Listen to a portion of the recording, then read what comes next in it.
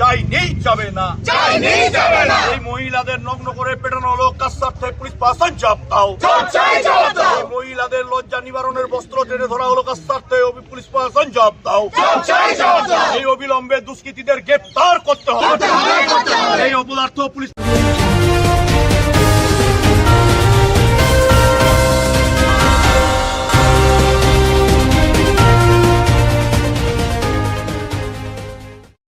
দুর্গাপুর পূর্ব বিধানসভার ভ্যাম্বে কলোনি এলাকায় তৃণমূল ও বিজেপি কর্মীদের মধ্যে ব্যাপক উত্তেজনা।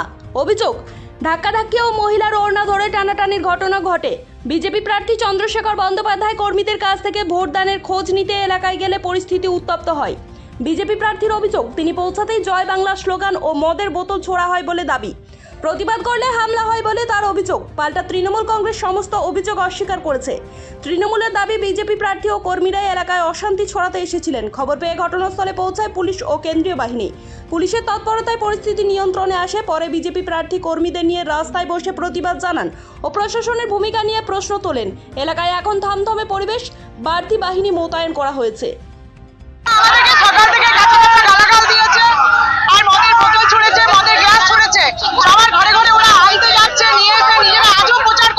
রাস্তায় দাঁড়িয়ে দাঁড়িয়ে প্রচার করছে, সবাইকে টেনে টেনে নিয়ে যাচ্ছে ভোট দেওয়াতে।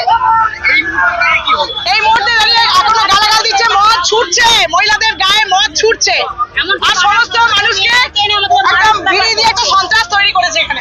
আমরা চেয়েছিলাম সুষ্ঠুভাবে ভোট হোক, কিন্তু সেটা ওরা হতে দেবে না, ওদের ভয় রয়েছে। আমরা আরটিওকে ফোন করেছিলাম, ওরা এসেছিল, কিন্তু প্রাক্তন কাউন্সিলর দীপঙ্কর লাহা ফিরিয়ে দিয়েছে তাদেরকে। এখন আমরা চাইছি সুষ্ঠুভাবে ভোটটা হোক। তখন আমরা দেখছি এখানে অসভ্য পরিবেশ তৈরি করা হচ্ছে।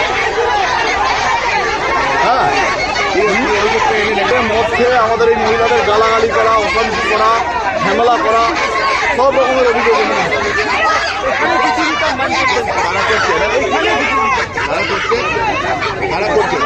তৃণমূল। আবার কারা? তৃণমূল ছাড়া কে আছে? এটা ভোট দানে বাধা দেওয়া, ভোট দিতে বাধা দেওয়া, অশান্তি তৈরি করা, অশান্তির পরিবেশ তৈরি করা, তারা এই কাজগুলো করছে। এটা কোথায় হয়েছে? ভ্যাম্বে কলোনি 25 নম্বর ওয়ার্ডে।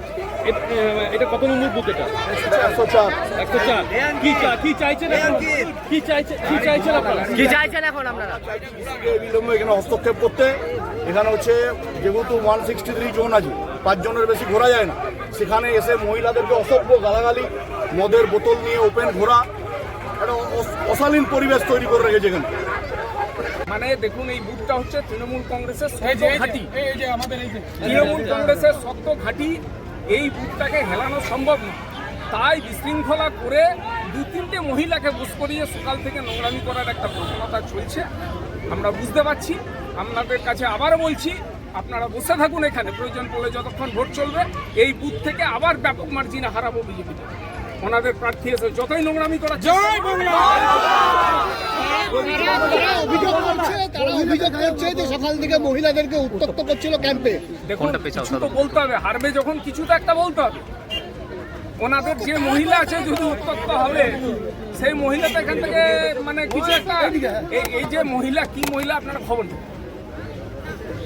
কেউ উত্তক্ত করার মতো নয়, বরং উনি পারলে আরো 5 জন ছেলেকে উত্তক্ত করবেন। আপনার নাম? ওদের ভোট কেন্দ্রে একটা লোক যায়নি, সকাল থেকে একটা লোক যায়নি ভোট কেন্দ্রে। ওদের সমস্যা হচ্ছে, ওদের কোনো লোক আসছে না। এই নিয়ে ওরা আমাদের ফটো তুলছে, ইলেকশন কমিশনকে হুমকি দিচ্ছে যে তোমরা কি ঝামেলা করছো। আমি স্যারকে বলেছি আপনি এখানে বসুন, বসে আপনি দেখে যান কি হচ্ছে। উপর কি হামলা হয়েছে? হ্যাঁ, আমাদের হামলা করেছে। মহিলাকে কোনোদিন এতগুলো লোক মিলে হ্যারাস করতে পারে? আপনাদেরকে কাদেরকে মেরেছে?